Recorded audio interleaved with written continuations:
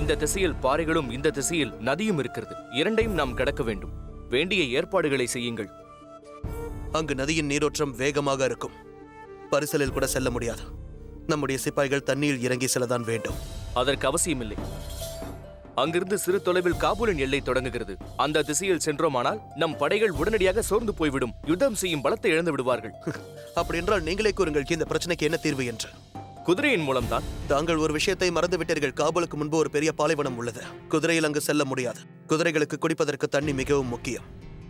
ஆகையால் ஒட்டகங்களை தான் ஏற்பாடு செய்ய வேண்டும். இங்கு பாருங்கள் அண்ணா, நான் ஷாஷாவாக இருப்பதால் முடிவுகளை எடுக்க வேண்டியது நான் தான், நீங்கள் கிடையாது. அப்படியா? அப்படி என்றால் தாங்கள் இதுவரை எத்தனை யுத்தத்தில் பங்கேற்றுள்ளீர்கள் என்று கூற முடியுமா? ஆனால் நான் என் வாழ்க்கையின் பெரும் பகுதியை இதுவரை யுத்தத்தில் தான் கழித்திருக்கிறேன். எனக்கு தங்களை விட அனுபவம் உள்ளது. எனக்கு யுத்தத்தை பற்றி தெரியாமல் இருக்கலாம், வழிமுறைகளை பற்றி தெரியாமல் இருக்கலாம், ஆனால் எனக்கு நம் வீரர்களின் மீது நம்பிக்கை இருக்கிறது. எந்த படையை பற்றி நீங்கள் பெரிதாக பேசுகிறீர்களோ அந்த சிப்பாய்களோடு வாழ்ந்தவன் நான். நீங்கள் சென்று ஒரு முறை அந்த சிப்பாயிடம் கேளுங்கள், நான் கூறியதில் எந்த அளவிற்கு உண்மை இருக்கிறது என்று. எதற்காக இருவரும் வாக்குவாதம் செய்கிறீர்கள்? இல்லை டானியல், நீ எதுவும் பேசாதே. இவருக்கு தன் திறமையின் மீது அகங்காரம், தன் வீரர்கள் மீது நம்பிக்கை வைத்துள்ளார். அப்படி என்றால் சரி, நான் ஏற்பாடு செய்யும் அந்த படையானது எனக்காக மட்டும்தான் போராடும், உங்களுக்காக அல்ல.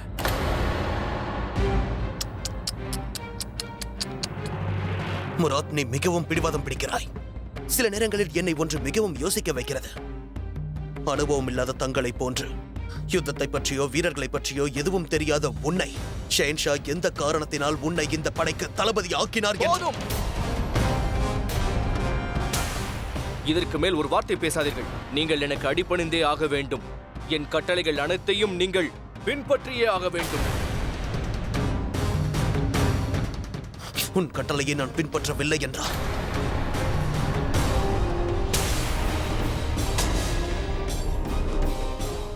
உங்களை அடிபணிய வைக்க எனக்கு நன்றாக தெரியும்.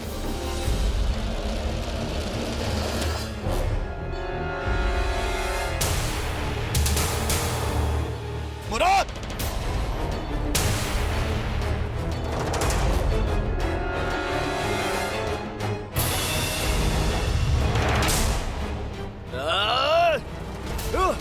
இருவரும் என்ன செய்கிறீர்கள்? விடுங்கள், என்னை விடு தானியால். தயவு செய்து விடுங்கள். முராத், நீ வரம்பு மீறி கொண்டிருக்கிறாய். நீங்கள் தான் அவ்வாறு நடந்து கொண்டீர்கள். வீணாக என் கோபத்தை அதிகப்படுத்தாதே. அண்ணா,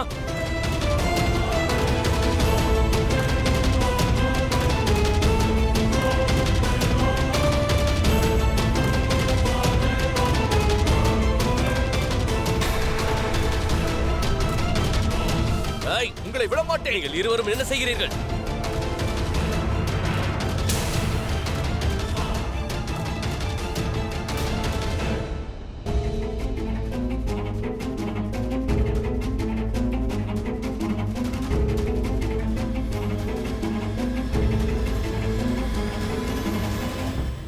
இப்போது இருவரும் ஒருவரை ஒருவர் வெட்டிக் கொள்ளுங்கள். உயிர் போகும் முறை சண்டையிடுங்கள்.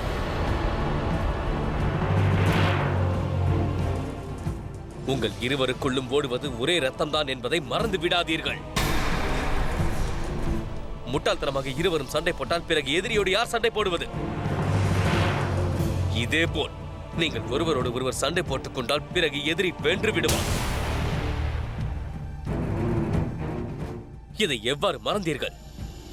நம் எதிரி உன்மீதோ அல்லது உன்மீதோ கண் வைக்கவில்லை. அவன் நம் குடும்பத்தின் மீது, நமது சாம்ராஜ்யத்தின் மீது கண் வைத்து விட்டான். அவனை வெல்ல வேண்டும் என்றால் நாம் அனைவரும் ஒன்றாக ஒற்றுமையாக சேர்ந்து செயல்பட வேண்டும்.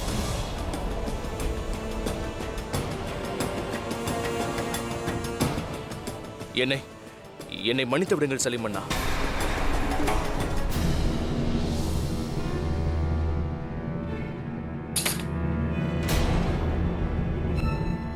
நினைவு வைத்துக் கொள்ளுங்கள், மீண்டும் இது போன்ற தவறு எதுவும் நடக்கக்கூடாது. நாம் அனைவரும் ஒற்றுமையாக இந்த யுத்தத்தில் களமிறங்க போகிறோம். நான் எதிர்பார்ப்பது என்னவென்றால், நாம் அனைவரும் இந்த யுத்தத்தில் வென்ற பிறகுதான் வீடு திரும்ப வேண்டும். முதலில் செல்லுங்கள், சென்று உங்கள் கோபத்தை தணித்துக் கொள்ளுங்கள்.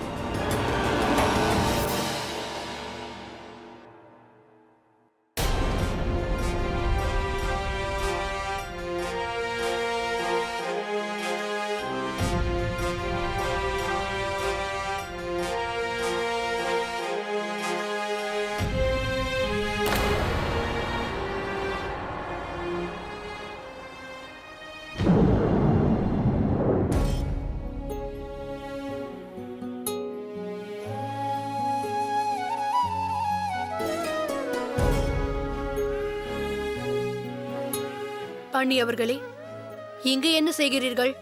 வானிலையை பார்த்தீர்களா? புயல் வரப்போகிறது என்று நினைக்கிறேன். நான் கதவை மூடிவிட்டு வருகிறேன்.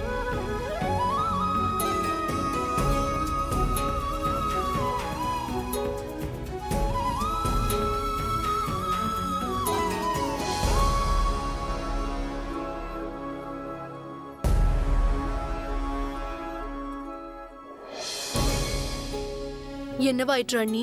இந்த புயல் வருவதற்கு முன்பாக தடுக்க வேண்டும் குல்பதன் பேகம். ஒருபுறம் ஈரானி மீது படையெடுக்க ஜலால் படையை தயார் செய்து கொண்டிருக்கிறார். இன்னொரு புறம் அமிதாபான் யுத்தத்தை தடுக்க தன் வழியில் முயற்சிகள் செய்து கொண்டிருந்தார். அவரின் முயற்சி மிக பெரும் புயலை கிளப்ப இருந்தது. அது எவருக்கும் தெரியாதது.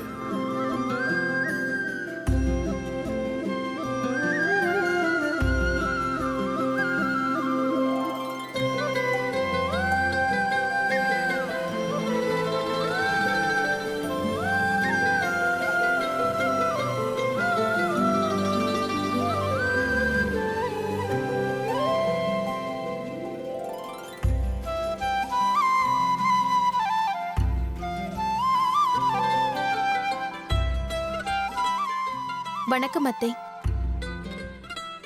உங்களுக்கு தெரியுமா, நீங்கள் எல்லோருக்கும் முன்மாதிரியாக இருக்கின்றீர்கள். குதாவை வேண்டுவதிலும் சரி, கண்ணனை பிரார்த்திப்பதிலும் சரி. உங்களை பொறுத்தவரை அனைத்தும் ஒன்றுதான். நீ கூறுவது சரிதான் ஜோதா. தொழுகையும் பிரார்த்தனையும் ஒன்றுதான் ஜோதா. ஆனால் அத்தை, ஏதாவது விஷயமா? என்னை அழைத்திருக்கலாமே. ஆம், அழைத்திருக்கலாம் தான். ஆனால் ஜோதா, உதவி கேட்டு வருபவர்கள் கொடுப்பவர்களை எப்பொழுதும் தேடி போய்த்தானே ஆக வேண்டும். நீங்கள் என்ன கூறுகிறீர்கள்? நான் சரியாகத்தான் கூறுகிறேன். உன்னுடைய இந்த அத்தை, இந்த நாட்டின் மகாராணியான நான் உன்னிடம் ஒன்று கேட்க வந்துள்ளேன். எனக்கு ஒன்றும் புரியவில்லை அத்தை. ஜோதா, இப்பொழுது நீ கூறினாய் அல்லவா, தொழுகை செய்வதும் பிரார்த்தனையும் ஒன்றுதான் என்று. அதில் உனக்கு நம்பிக்கை இருக்கிறதல்லவா? ஆமாம், ஆனால் அந்த விஷயத்திற்கும் நீங்கள் கேட்பதற்கும் என்ன சம்பந்தம்?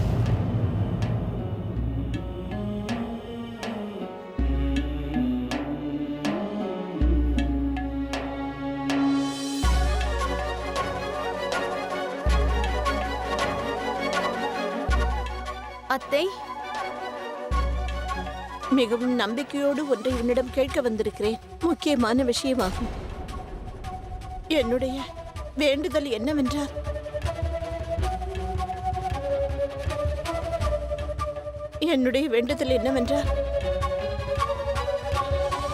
நீ மதம் மாற வேண்டும்.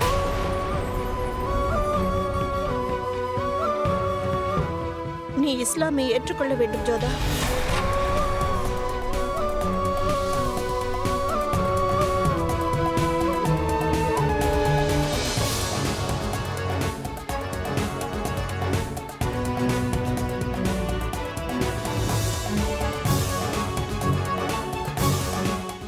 அத்தை,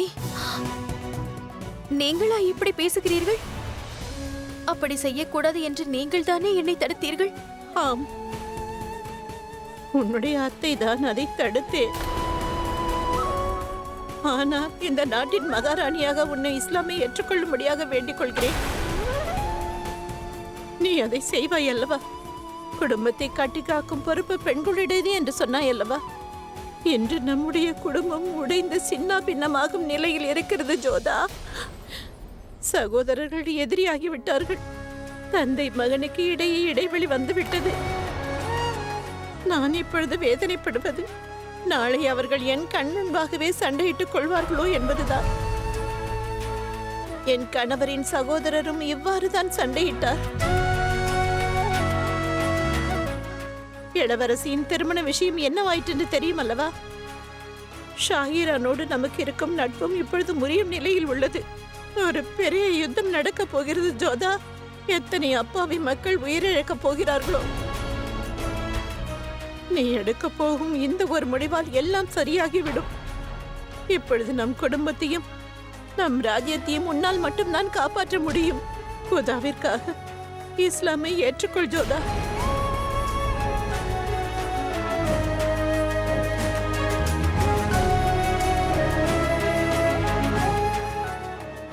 ஆனால் அத்தை,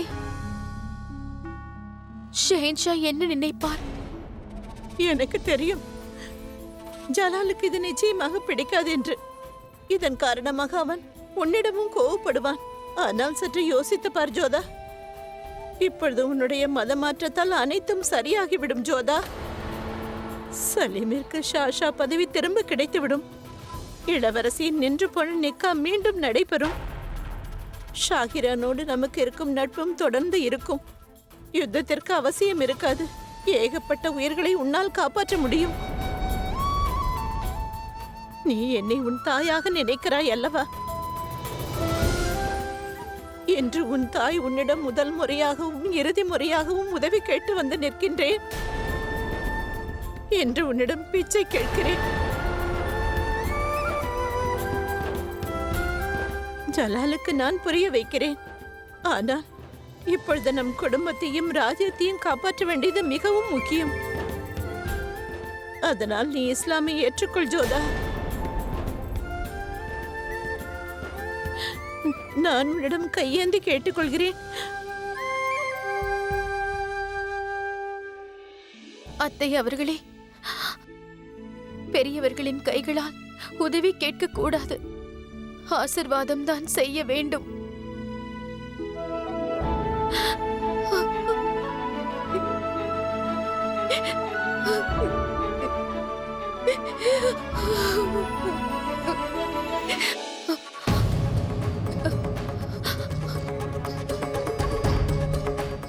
நீங்கள் கவலைப்படாதீர்கள் அத்தை.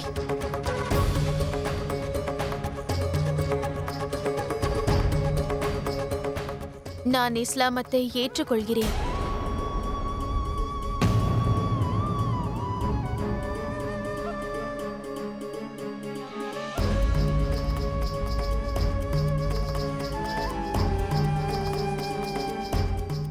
நன்றி ஜோதா. உனக்கு சொன்னால் புரியாது. நீ இந்த சாம்ராஜ்யத்திற்காக மிகப்பெரிய தியாகத்தை செய்திருக்கிறாய். குதா உன்னை நிச்சயம் ஆசிர்வதிப்பார். நான் உன்னை நம்பினேன். நீ என் வார்த்தையை மீற மாட்டாய் என்று நம்பினேன்.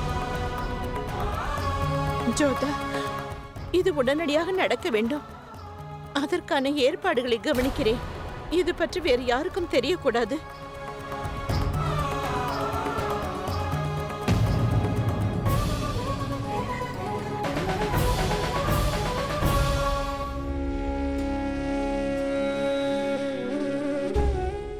என் வேண்டுதல் என்னவென்றால் நீ மதம் மாற வேண்டும்.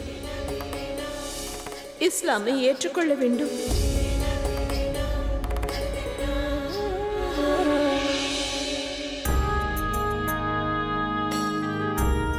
இங்குதான் இருக்கிறீர்களா? நீங்கள் பஜனை பாடிக்கொண்டே பூஜை செய்து கொண்டிருப்பீர்கள் என்று நினைத்தேன். உங்கள் இனிமையான குரலில் பாடுவதை நான் கேட்கலாம் என்ற ஆசையோடு இங்கு வந்தேன். தாங்கள் எனக்காக ஒரு பஜனை பாடலை பாடுங்களேன். பாடுகிறேன் ஷெஹன்ஷா.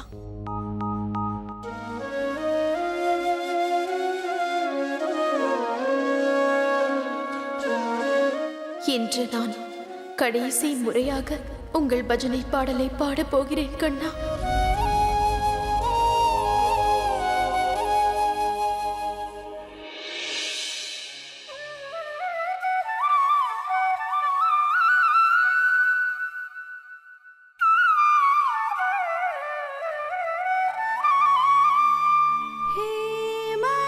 मनमोहन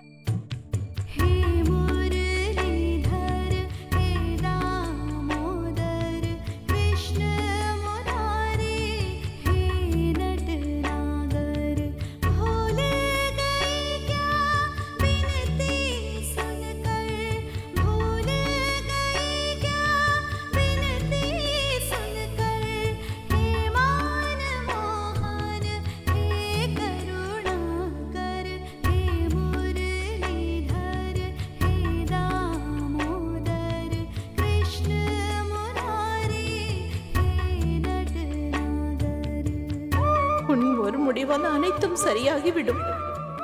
உன் குடும்பத்திற்காக, இந்த சாம்ராஜ்யத்தை காப்பாற்றுவதற்காக இதை செய்.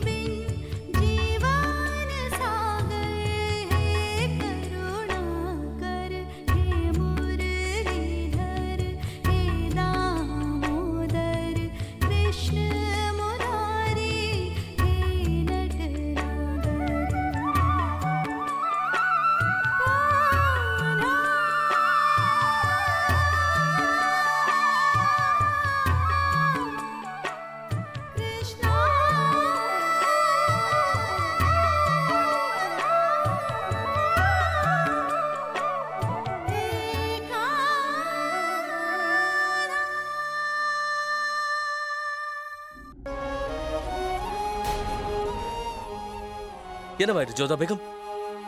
எதற்காக நீங்கள் அழுகிறீர்கள்?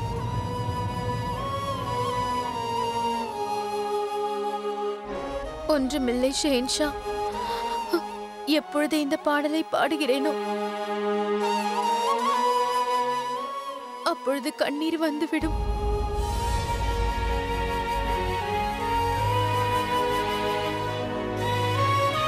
என்னை மன்னித்து விடுங்கள் ஷெஹன்ஷா. நான் உங்களிடம் உண்மையை மறைக்கிறேன். ஆனால் அனைவர் நன்மைக்காகவும் இந்த உண்மையை நான் மறைத்தே ஆக வேண்டும்.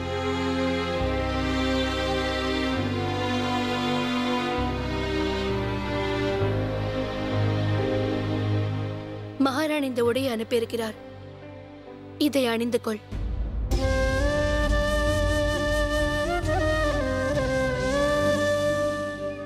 ஜோதா, நன்றாக யோசித்துக்கொள்.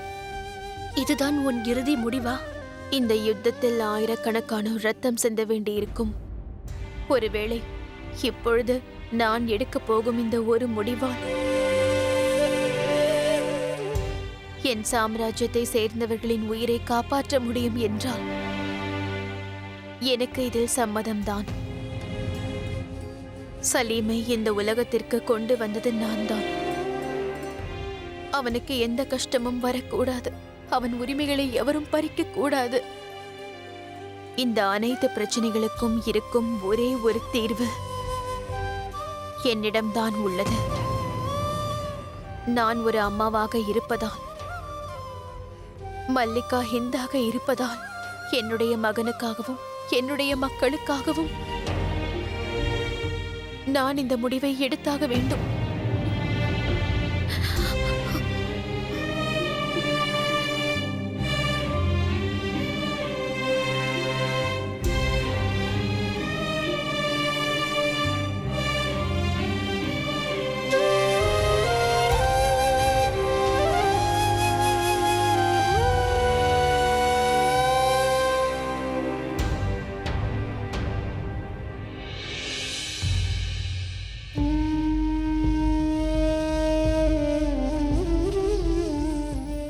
என்னை மன்னித்துவிட கண்ணா. நான் சூழ்நிலை கைதி. ஆனால் உங்களை விட்டு நான் எங்கும் செல்ல மாட்டேன் கண்ணா. கோயிலின் மணி ஓசையோ மசூதியின் தொழுகையோ இரண்டும் எனக்கு ஒன்றுதான். எந்த ஒரு பக்தனும் தன் மனதால் தான் இறைவனை வேண்டிக் கொள்கிறான் கண்ணா. அவன் எங்கிருந்தாலும் அவனுடைய பிரார்த்தனை கடவுளை சேரும். அது பகவத்கீதையாகட்டும், குரான் ஆகட்டும். இந்த இரண்டிலும் எனக்கு எந்த வித்தியாசமும் இல்லை. பெயர்கள் வேண்டுமானால் மாறுபடலாம், ஆனால் விஷயம் ஒன்றுதானே. மொழி வேண்டுமானால் மாறுபடலாம், ஆனால் பக்தி என்பது ஒன்றுதானே கண்ணா.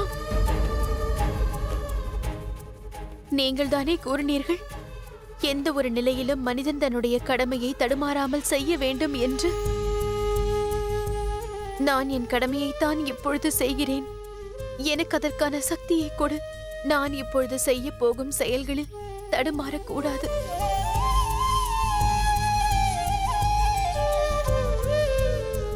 நீங்கள் பகவத்கீதையில் கூறியிருக்கிறீர்களே, மனிதன் தன்னுடைய கடமையை செய்ய வேண்டும், பலனை எதிர்பார்க்க கூடாது என்று. இன்று நான் எந்த பலனையும் எதிர்பார்க்காமல் என் கடமையை செய்ய போகிறேன். இன்று நான் அனைத்தையும் உன்னிடமே ஒப்படைக்கின்றேன் கண்ணா. ஒருவேளை இன்று நான் செய்ய போகும் இந்த செயல் தவறு என்று உனக்கு பட்டால் அதற்காக என்னை மன்னித்து விடு கண்ணா. என்னுடைய மகனுக்காகவும் இந்த ராஜ்யத்தின் நலனுக்காகவும் நிம்மதிக்காகவும் நான் இதை செய்துதான் ஆக வேண்டும்.